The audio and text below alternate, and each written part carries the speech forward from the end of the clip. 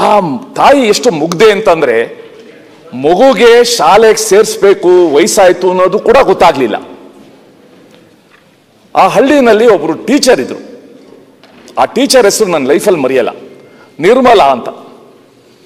ಆ ನಿರ್ಮಲಾ ಬಂದು ಈ ತಾಯಿಗೆ ಕನ್ವಿನ್ಸ್ ಮಾಡೋಕ್ಕೆ ಟ್ರೈ ಮಾಡಿದ್ರು, ಮಗುನ ಸ್ಕೂಲಿಗೆ ಸೇರಿಸಿ ಅಂತ. ಆ ತಾಯಿ ಕೂಗಾಡ್ಬಿಟ್ರು, ಯಾಕೆ ಸ್ಕೂಲಿಗೆ ಸೇರಬೇಕು, ಅವನು ನಂತರನೇ ಕೂಲಿ ಆಗೋದು ಅಂತ.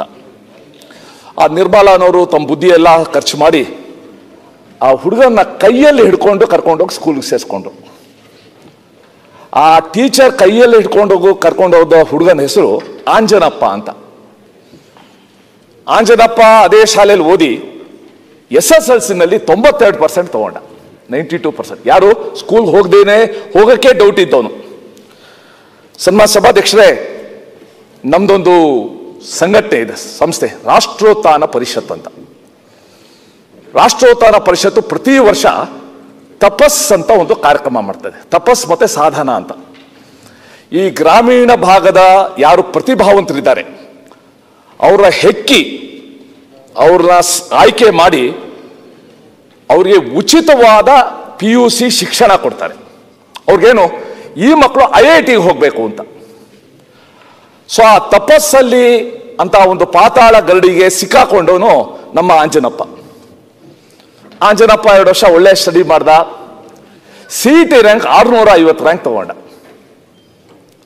ನಾನು ಅನ್ಕೊಂತೀನಿ, ಆ ನಿರ್ಮಲಾನ ಟೀಚರು ಆ ಹುಡುಗನ ಕರ್ಕೊಂಡು ಬರ್ದೇ ಇದ್ದಿದ್ರೆ ಆ ಹುಡುಗ ಒಂದು ಕೂಲಿ ಆಗ್ತಾ ಇದ್ದ, ಇಲ್ಲದ್ರೆ ಪೋಲಿ ಆಗ್ತಾ ಇದ್ದ. ಅದು ಬಿಟ್ಬಿಡಿ, ನಮ್ಮ ದೇಶದಲ್ಲಿ ಅತ್ಯಂತ ಕಠಿಣ ಪರೀಕ್ಷೆಗಳಲ್ಲಿ ಒಂದು ಅಂತಂದ್ರೆ ಜಾಯಿಂಟ್ ಎಂಟ್ರೆನ್ಸ್ ಎಕ್ಸಾಮ್, JEE. ಆ JEE ನಲ್ಲಿ ನಮ್ಮ ಆಂಜನಪ್ಪ ಇಡೀ ದೇಶದಲ್ಲಿ 92ನೇ ರ್ಯಾಂಕ್ ತಗೊಂಡ, 92nd rank. He completed his IIT course in Mumbai IIT, Bombay IIT. That is the strength of A government school. ಇದನ್ನ ನಾವು ಅರ್ಥ ಮಾಡ್ಕೊಳ್ಬೇಕು. ಇನ್ನೊಬ್ಬ, ನಾವು ಕೋವಿಡ್ ಟೈಮಲ್ಲಿ ಎಲ್ಲರ ಸಹಕಾರದೊಂದಿಗೆ ಪರೀಕ್ಷೆ ಮಾಡಿದ್ವು. ಒಬ್ಬ ಮಹೇಶ್ ಅನ್ನೋನು ನಮ್ಮ ಕರ್ನಾಟಕ ಪಬ್ಲಿಕ್ ಸ್ಕೂಲಲ್ಲಿ 625ಕ್ಕೆ 617 ಮಾರ್ಕ್ಸ್ ತಗೊಂಡ, ಪಬ್ಲಿಕ್ ಸ್ಕೂಲ್ ಹುಡುಗ. ನಾನು ಬೆಳಗ್ಗೆ ನೋಡಿದೆ, ಅವ್ರ ಮನೆಗೆ ಹೋದೆ. ನಾನು ಹೋದರೆ ಕರ್ಕೊಂಡು ಹೋಗ್ತಾ ಇದ್ದಾರೆ, ಬರೀ ಗುಡಿಸ್ಲುಗಳು. ಆ ಗುಡಿಸ್ಲು ಮುಂದೆ ಹೋಗಿ ನಿಲ್ಲಿಸ್ಬಿಟ್ರು. ಎಲ್ಲಪ್ಪ ನಿಮ್ಮ ಮನೆ ಇದೆ? ಅಲ್ಲಿಂದ. ಆ ಮನೆಗೆ ಎಂಟ್ರ್ ಹಾಕೇ ಆಗೋದಿಲ್ಲ, ಬಕ್ಕೊಂಡು ಹೋಗ್ಬೇಕು. ಒಳಗಡೆ ಕೂತ್ಕೊಳ್ಳೋಕೆ ಜಾಗ ಇಲ್ಲ. ಎಲ್ಲಪ್ಪ ಓದ್ತೀಯ ಅಂದೆ. ಸರ್ ಆಚೆ ಓದ್ತೀನಿ ನಾನು ಅಂದ. ನಾನು ಹೋಗ್ಬಿಟ್ಟು ಬಂದಿದ್ದು ಸ್ವಲ್ಪ ಸುದ್ದಿ ಆಯಿತು. ಕರ್ನಾಟಕದ 6 ಪ್ರಸಿದ್ಧ ಕಾಲೇಜುಗಳು ಮುಂದೆ ಬಂದು ನಾವು ಫ್ರೀಯಾಗಿ ಓದಿಸ್ತೀವಿ ಅಂತ. ಅವನಿಗೆ ಫ್ರೀಯಾಗಿ ಓದಿಸಿ ಇವತ್ತು ಅವನು RV ಇಂಜಿನಿಯರಿಂಗ್ ಕಾಲೇಜಲ್ಲಿ ಫೋರ್ತ್ ಇಯರ್ BE ಮಾಡ್ತಾ ಇದ್ದಾನೆ. ಇನ್ನೊಬ್ಬ ಸಂಜಯ್ ಅಂತ ಒಬ್ಬ ಹುಡುಗ, ಅವನು 625ಕ್ಕೆ 618 ತಗೊಂಡ.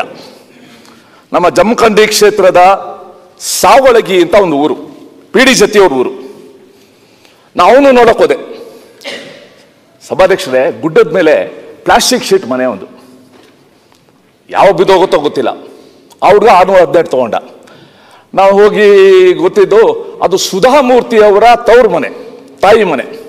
ಅವ್ರು ಬಹಳ ಖುಷಿ ಆಯ್ತು, ನಮ್ಮೂರು ಹುಡುಗ ಹಿಂಗೆ ಓದ್ತಾ ಇದ್ದಾನೆ ಅಂತ. ಅವತ್ತು ಅನೌನ್ಸ್ ಮಾಡಿದ್ರು, ಇವನು ಎಲ್ಲಿವರೆಗೂ ಓದ್ತಾನೋ ನಾವು ಫ್ರೀಯಾಗಿ ಓದಿಸ್ತೀನಿ ನಾನು ಅಂತ.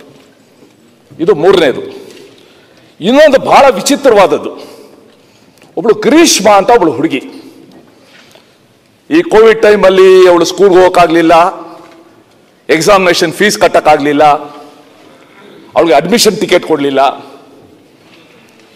My day starts early, it starts at 4:30 in the morning. ನಾನು ವಾಕಿಂಗ್ ಮಾಡುವಾಗ ನೋಡಿದೆ, ವಾಟ್ಸಪ್ಪಲ್ಲಿ ಒಂದು ಮೆಸೇಜ್ ಇತ್ತು. ಈ ಹುಡುಗಿ ಅಡ್ಮಿಷನ್ ಟಿಕೆಟ್ ಸಿಕ್ಕಿಲ್ಲ ಅಂತ, she wanted to end her life. She attempted. ಅದು ನಂಗೆ ಗೊತ್ತಾಗಿ ಭಾಳ ಕೇಳಿದಾಗ ಮನೆ ಹೋಗಿ ಸ್ನಾನ ಮಾಡ್ಕೊಂಡು ಕೊರಟಗೆರೆಗೆ ಹೋದೆ ನಾನು. By 6:15 I was in her house. ಆ ಹುಡುಗಿಗೆಲ್ಲ ಸಮಾಧಾನ ಮಾಡಿ, ನೋಡಮ್ಮ ನಿನ್ನ ಪರೀಕ್ಷೆ ಕೊಡಿಸೋ ಜವಾಬ್ದಾರಿ ನಂದು ಅಂತ ಧೈರ್ಯ ಹೇಳಿ ಕೊಡಿಸೋದೇ ಭಾಳ ಕಷ್ಟ ಆಯಿತು. ಪೂರಕ ಪರೀಕ್ಷೆ ಕೊಡಿಸಿದೆ. ಸಭಾಧ್ಯಕ್ಷರೇ, ಯಾರಿಗೆ ಪರೀಕ್ಷೆಗೆ ಕೂತ್ಕೊಳ್ಳೋಕೆ ಆಗ್ತಾ ಇರಲಿಲ್ಲ, ಆ ಹುಡುಗಿ ಪೂರಕ ಪರೀಕ್ಷೆಯಲ್ಲಿ ಇಡೀ ಸ್ಟೇಟ್ಗೆ ಫಸ್ಟ್ ರ್ಯಾಂಕ್ ತಗೊಂಡು. Again that is the strength of that section. ಇದನ್ನೆಲ್ಲ ಮನಸ್ಸಲ್ಲಿ ಇಟ್ಕೊಂಡು ನಮ್ಮೇಲೆ ದೊಡ್ಡ